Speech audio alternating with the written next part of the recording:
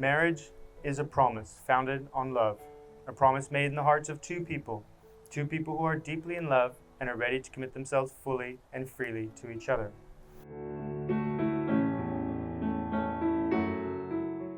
A good marriage is founded on trust, respect, and love. The same qualities which first attracted you both to each other, you'll now need to employ as husband and wife. Though there is no greater intimacy between two people than marriage, this closeness should not diminish, but stimulate you both to grow as individuals.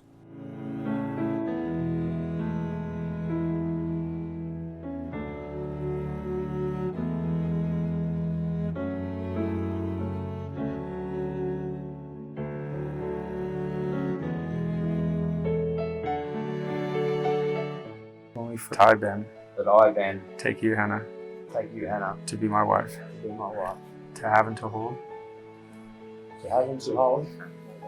and my one true love.